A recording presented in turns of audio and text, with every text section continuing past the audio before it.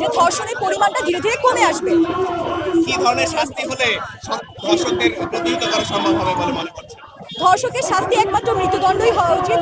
রাষ্ট্র যখন এই ব্যবস্থাটা নিবে, ধর্ষকের যাবজ্জীবন কারাদণ্ড বা মৃত্যুদণ্ড নিশ্চিত করতে পারবে, তখনই আমরা আশ্বাস পেতে পারবো। আসলে আমরা দেখছি যে আসিয়ার যে রায় 180 দিন ধার্য করা হয়েছে, এরপর নির্দিষ্ট করা হবে। আসলে এতদিন কেন পিছাচ্ছে? কেন পিছাচ্ছে? আমরা চাই না যে কোনো ধর্ষক পালিয়ে যাক, কোনো ধর্ষক আইনের হাত থেকে বেরিয়ে যাক। যেই ধর্ষকগুলো, আসিয়ার যে খুনিগুলো, তাদেরকে চিহ্নিত করা হয়েছে, তারা যেন অবিলম্বে মৃত্যুদণ্ড পাক। এবং আমরা এই রকম শিশুগুলো, এই নারীগুলো যেন আর মারা না যায়, আর কোনো নারী বা শিশুকে যেন আমাদের হারাতে না হয়, সেই তাদের বিচারের দাবিতে আমরা মূলত আজকে রাজুর সামনে দাঁড়িয়েছি। আমরা দেখছি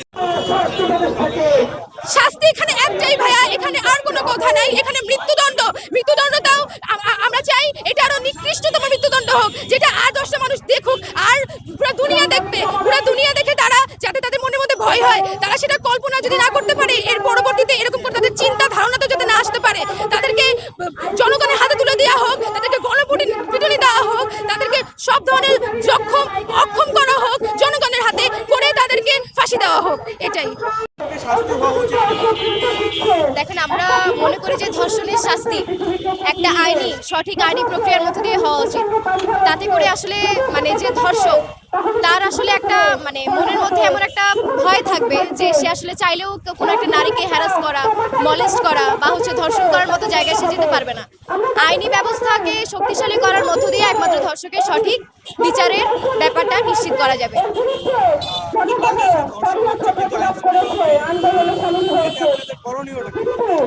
দেখেন, আমরা বলছি যে এটার কারণ যে এই যে ধর্ষণ, একের পর এক ধর্ষণের ঘটনা ঘটছে, কিন্তু আইনি প্রক্রিয়াগুলো এখানে দুর্বল অবস্থা, এবং আইনি প্রক্রিয়াগুলোকে আসলে সঠিকভাবে এখানে বাস্তবায়ন করছে না, অ্যাক্টিভ করছে না। এটার একমাত্র কারণ হচ্ছে এখানকার যে রাষ্ট্র ব্যবস্থা, রাষ্ট্র কাঠামো, এই রাষ্ট্র কাঠামো আসলে এই ব্যাপারটা আমাদেরকে বোঝাচ্ছে যে আসলে নারীদের এই ব্যাপারগুলো নিয়ে তারা খুব বেশি কনসার্ন না। আমরা দেখলাম যে এখানে যে একের পর এক ঘটনাগুলো ঘটছে, সেই ঘটনাগুলোর প্রেক্ষিতে এখানে স্বরাষ্ট্র উপদেষ্টা যে জাহাঙ্গীর, তিনি আসলে একের পর এক এমন বক্তব্য দিচ্ছেন যেটা করে আসলে মব কালচারগুলোকে অনেক বেশি উস্কে দেওয়া হচ্ছে এবং নারী নির্যাতনকে আরো অনেক বেশি প্রমোট করা হচ্ছে। আমরা দেখলাম যে স্বরাষ্ট্র উপদেষ্টা বলছে যে রোজার সময়টাকে কেন্দ্র করে আসলে এখানে নারীদের ওপর যে নারীরা যে ইফটিজিংয়ের শিকার হচ্ছে, এই ঘটনাগুলো ঘটছে। তা আমরা বলতে চাই যে একজন স্বরাষ্ট্র উপদেষ্টা, যার হাতে আসলে বাংলাদেশের জনগণ নিজেদের যে নিরাপত্তার ভার দিয়ে বসে আছেন, তাহলে সেই স্বরাষ্ট্র উপদেষ্টাকে এই কথাটা বলা মানায়? তাহলে তার এই বক্তব্যটা আসলে কি মেসেজ দিল? তার এই বক্তব্যটা আসলে মেসেজ দিল যে নারীদের ওপর চাইলে একজন ইফটিজার সে যে কোনো আচরণ করতে পারে।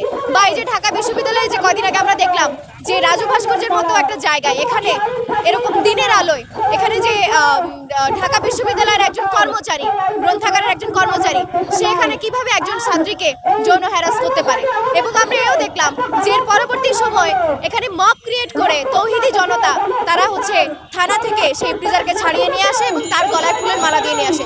তাহলে এই এগুলোকে নিয়ন্ত্রণ করার জন্য এখানে আইনি ব্যবস্থা কেন শক্তিশালী হচ্ছে না? এর একমাত্র কারণ হচ্ছে কারণ এখানকার রাষ্ট্র ব্যবস্থা তারা মনেই করে যে নারীদের আসলে এই নিরাপত্তার ব্যাপারটা তাদের দায়ভার না। ফলে আমরা বলতে চাই যে যেই রাষ্ট্র এই বড় অংশের জনগোষ্ঠীর নিরাপত্তা নিশ্চিত করতে পারে না, তাহলে সেই রাষ্ট্রকে অবশ্যই এখানে প্রশ্নের সম্মুখীন হতে হবে এবং অবিলম্বে স্বরাষ্ট্র উপদেষ্টাকে তার ব্যর্থতার জন্য এখানে পদত্যাগ করতে হবে।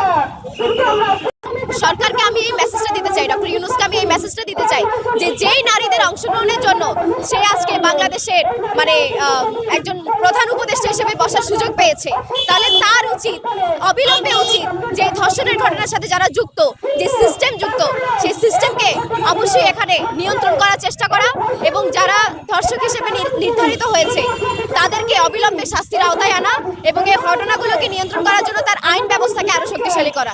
নয়তো অবিলম্বে শেখ হাসিনাকে যেভাবে এখানকার জনগণ উচ্ছেদ করেছে, তাহলে এই সরকার ব্যবস্থা কিন্তু আজীবন টিকে থাকতে পারবে না।